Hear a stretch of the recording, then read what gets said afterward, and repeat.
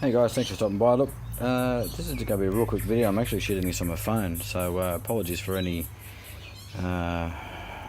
poor resolution or anything like that. But look, I'm just about to head camping this weekend, going fishing, and decided I'm going to take the kayak trailer.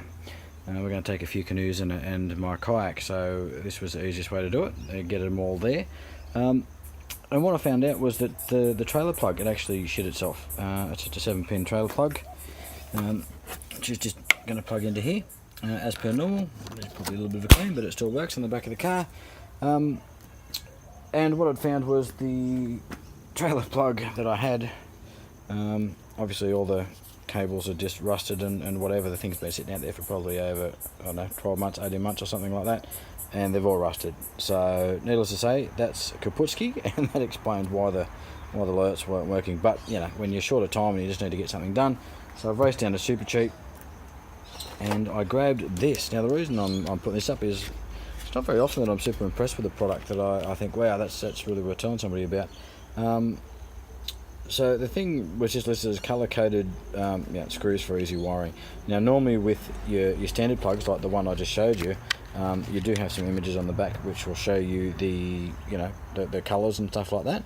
But as you can see from the image there, the little screws are actually colour-coded, which is great, providing that your trailer's been wired up correctly and to match the colours, etc. So luckily in my case, this one it was an off-the-shelf, just a light board, so you can see the board just there, even though it's not in focus. So that's the board there with a couple of lights. Anyway, this is what I'm carrying on about. So you'll actually see this is the unit itself. It doesn't look any different to, I guess, one of your normal 7 flat pin trailer plugs, except you can see inside there, each of the screws that you've got is coloured, like it says on the box.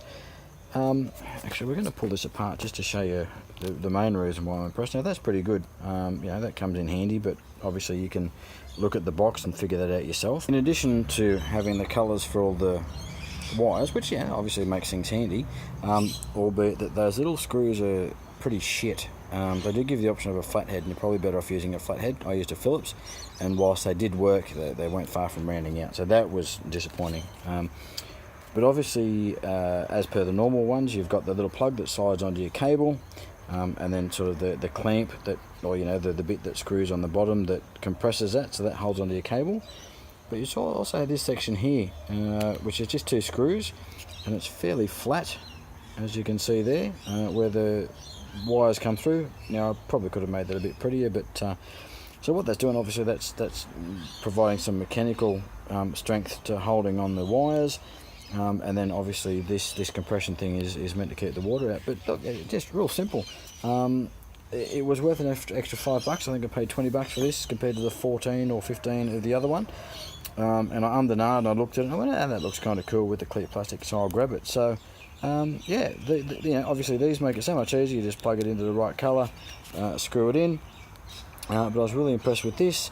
How strong that is. It's holding onto the cable, so there's no tension on these ones here in the screws themselves. And just the fact that this bottom section actually, for once, had the bottom section here that was, it did have another piece in it, so for a smaller diameter cable, but it would also accept the larger diameter cable that I've got here, which is probably, I don't know, 3/4 of an inch or something like that. And anyway, so that's it. Not much to it. Obviously trying to do this one-handed, which is not going to bloody happen. That bit it's got 2 tabs there, and they just push and lock in, just like that. And then you grab the other end, and you basically grab that other bit, which obviously you want to have on the cable before you try and tighten it up. Job's a good one. So anyway, not much really to it, to be honest, but I was just super impressed. I'm glad I spent the extra $5 over the old one that's obviously failed. How watertight and all this sort of stuff is, I don't know. But the simplicity of those coloured screws and the way that they've provided this little clamp here to hold onto the wires, super impressed. There you go, super cheap, $20. Definitely worth the extra $5 over the base jobbies. I think. So if you get the opportunity or you need to. One other thing as far as the size comparison here, this is actually quite a bit bigger. So there's the other one. There's the size comparison to the I don't know, not the standard one, but I guess they are fairly standard. But that's the other one. So when you plug this one in, there you go. So when you plug that one in, you can see that's much more substantial, compared to the smaller one there. Piece of shit, basically.